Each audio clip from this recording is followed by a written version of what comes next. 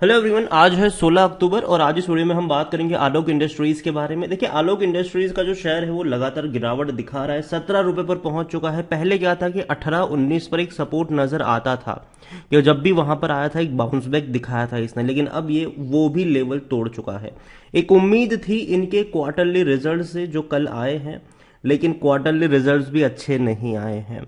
Video में उसके बारे में डिस्कस भी करेंगे, लेकिन उससे पहले अगर आपने अभी तक चैनल को सब्सक्राइब नहीं किया है तो प्लीज़ अभी इसे सब्सक्राइब कर लीजिए, क्योंकि आगे भी बहुत सारे वीडियोस हैं जो आपको काफ़ी ज़्यादा हेल्प करेंगे।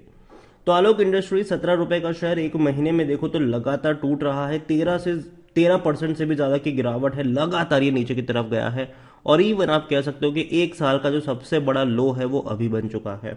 क्योंकि इससे पहले मैंने पहले भी कहा कि जब भी ये इस लेवल के आसपास आता था एक बाउंस बैक देखने को मिल जाता था, लेकिन अब वो नहीं देखने को मिल रहा है।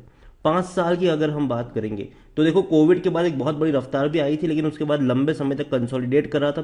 जैसे कि आप देख सकते हो कि 20 रुपए के रेंज पर ये अटकता था, तेजी आती थी, लेकिन इस बार ये उससे भी नीचे टूट चुका है। और अब बात करेंगे इनके क्वार्टरली रिजल्ट्स की, तो भाई साहब लॉस इनका बढ़ चुका है। 190 करोड़ से भी ज़्यादा का लॉस देखने को मिल रहा है। अगर हम यहाँ पर ऑब्जर्व करें तो प्रॉब्लम यहाँ पर ये हुई है कि भाई साहब इनके जो प्रॉफिट है वो कम हुए हैं। कम तो क्या, मतलब लॉस ज़्यादा हो चुका है, लेकिन साथ में दिक्कत यहाँ पर यह भी है कि इनके रेवेन्यू में भी कमी आई है। यहाँ पर अगर आप देखोगे जो टोटल इनकम है वो 1730 करोड़ के आसपास है, जो इससे पहले के क्वार्टर में अगर हम देखेंगे तो वो आपको 1990 करोड़ का था। मतलब 13% की गिरावट है पिछले क्वार्टर के मुकाबले 13% की गिरावट है। और 190 करोड़ से भी ज्यादा का लॉस दिखाया है, जो पिछले क्वार्टर में 140 करोड़ का था। मतलब बढ़ा है लॉस, मतलब रेवेन्यू कम हुए हैं, लॉस और बढ़ा है। यहाँ पर 35% की, मतलब ज्यादा यहाँ पर लॉस आप कह सकते हो। पिछले साल से कंपेयर करेंगे अगर हम, तो पिछले साल भी इनका जो एटलीस्ट रेवेन्यू था ये 1910 करोड़ का था, जो इस बार 1730 करोड़ है। मतलब पिछले साल के मुकाबले भी कम है इनका रेवेन्यू। लॉस अगर आप देखोगे, प्रॉफिट तो है नहीं, हम लॉस की ही बात करेंगे। 190 करोड़ का जो लॉस हुआ है, पिछले साल एक 85 करोड़ का लॉस था, तो मतलब लॉस बढ़ चुका है। और ये कंसर्न जरूर है यहाँ पर कि 127% तक इसका लॉस बढ़ चुका है। लेकिन अगर हम यहाँ पर बात करें हाफ क्वार्टर की, अगर हम बात करें रेवेन्यू को वाइज, अगर हम बात करें तो फाइनेंशियल ईयर 2022 के जो पहला हाफ ईयर का जो क्वार्टर, मतलब पहला जो हाफ ईयर था, उसमें रेवेन्यू था 3180 करोड़ का।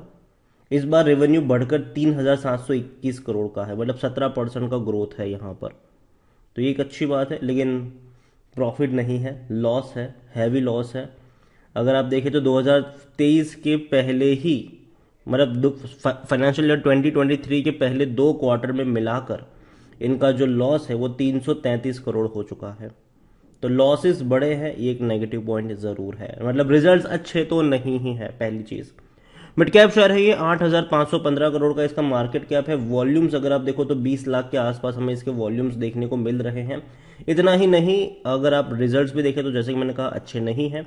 75% की होल्डिंग प्रमोटर के पास है, 1.98 एफआईएल्स के पास है, 0.03 mutual fund, 0.72 insurance company. Promoter यहाँ पर भैया रिलायंस इंडस्ट्रीज है, मुकेश अंबानी यहाँ पर प्रमोटर है, और एक भी शेयर गिरवी नहीं है।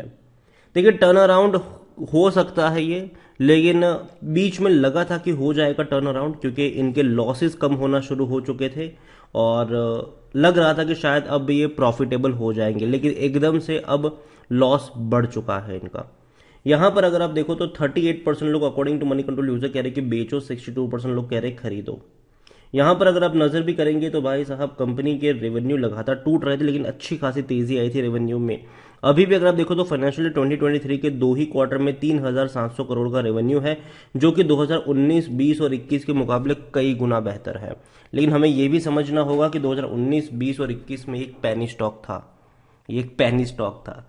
यहां पर अगर आप बात करो प्रॉफिट की, तो प्रॉफिट हालांकि है ही नहीं, लेकिन इस बार लॉस बढ़ रहा है। 2022 में, फाइनेंशियल ईयर 2022 में सिर्फ 207 करोड़ का ही लॉस था, और लास्ट 2 क्वार्टर में तो ऐसा लग रहा था कि शायद हो सकता है कि कंपनी प्रॉफिट में भी आ जाए, लेकिन ऐसा हुआ नहीं। 2023 के पहले ही 2 क्वार्टर में कुल मिलाकर 333 करोड़ का लॉस कर चुकी है ये कंपनी।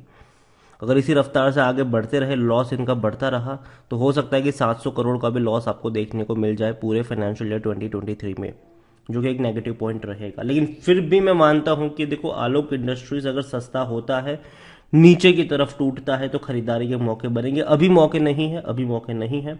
खराब रिजल्ट्स आए हैं, हो सकता है कि शायद थोड़ा सा और गिरावट यहां पर देखने को मिले।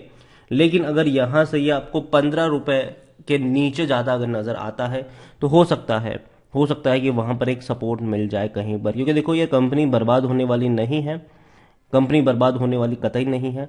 मुकेश अंबानी भैया मालिक हैं इनके। और आने वाले दौर में टेक्सटाइल इंडस्ट्रीज में सरकार भी बहुत ज़्यादा फोकस कर रही है कि टेक्सटाइल इंडस्ट्रीज को और बढ़ावा दिया जाए और ज़्यादा इनको आगे किया जाए, और सरकार इंसेंटिव वगैरह भी इनको प्रोवाइड कर रही है ताकि ये और ज़्यादा प्रोडक्शन करे और सामान इंडिया के बाहर भी बेचना शुरू करे। क्योंकि कोविड के वक्त हमने देखा कि इंडिया उस मतलब जो ऑर्डर्स थे, रिक्वायरमेंट थी, उसको फुलफिल नहीं कर पा रहा था, जिसकी वजह से जो कई सारे ऑर्डर्स थे वो चले गए बांग्लादेश, चले गए पाकिस्तान।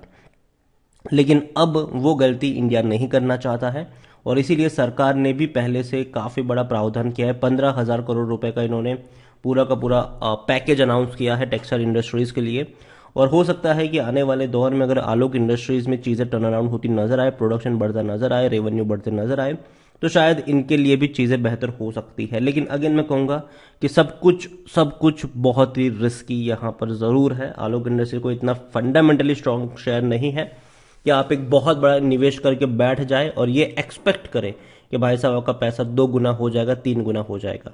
तो मैं यही कहूंगा कि अगर आपको आलोक इंडस्ट्रीज में खरीदारी करनी है तो भैया उतना ही पैसा लगाए जितना आप रिस्क लेने को तैयार हो, पहली चीज। दूसरी चीज, अभी खरीदारी के मौके नहीं है, नतीजे खराब आए हैं। हो सकता है कि कल जब बाजार खुले तो शायद गिरावट देखने को मिले, और हो सकता है कि ये गिरावट 1-2 दिन और देखने को मिले, लेकिन उसके बाद आपको शायद यहां पर धीरे धीरे ही सही लेकिन तेजी देखने को मिलेगी, धीरे धीरे लेकिन तेजी देखने को मिलेगी। और अगेन मैं कहूंगा, मैं इसको अभी के लिए लॉन्ग टर्म के लिए कंसिडर कतई नहीं करूंगा, मैं इसको कंसिडर करूंगा सिर्फ और सिर्फ शॉर्ट टर्म के लिए, कि नीचे के लेवल पर खरीदारी करो, 2-3 रुपए बढ़ जाए, बेचो और भाग जाओ यहां से। फिर बाद में दोबारा इंतजार करो, वापस कुछ होगा, वापस गिरेगा, वापस खरीदो, वापस ऊपर जाएगा, 2-3 रुपए, बेचो और भाग जाओ। तो यही सिंपल स्ट्रेटजी आप यहां पर अप्लाई कर सकते हो। आलोक इंडस्ट्रीज लॉन्ग टर्म के लिए बिल्कुल भी नहीं है, तब तक जब तक ये कंपनी प्रॉफिटेबल नहीं हो जाती है, तब तक जब तक इनके रेवेन्यू लगातार बढ़ते हुए नजर नहीं आते हैं, तब तक जब तक यहां पर कोई अच्छी खबर नजर नहीं आती है जो इसको लॉन्ग टर्म के लिए भी हेल्प करे। तो आलोक इंडस्ट्रीज रिजल्ट्स पहली चीज अच्छे नहीं हो सकता, कि शायद 2 दिन आपको प्रेशर झेलने को मिले यहां पर, लेकिन अगर टूटेगा तो शायद शॉर्ट टर्म के थोड़े बहुत मौके भी बन सकते हैं। शॉर्ट टर्म की बात कर रहा हूं मैं, लॉन्ग टर्म की कतई नहीं। वीडियो को यहीं पे एंड करूंगा। पसंद आया हो तो लाइक करो, शेयर करो, चैनल पर अगर पहली बार है तो प्लीज सब्सक्राइब करें। और आलोक इंडस्ट्रीज के बारे में आप क्या सोचते हैं वो भी आप मुझे कमेंट में लिखकर बता सकते हैं। Thank you.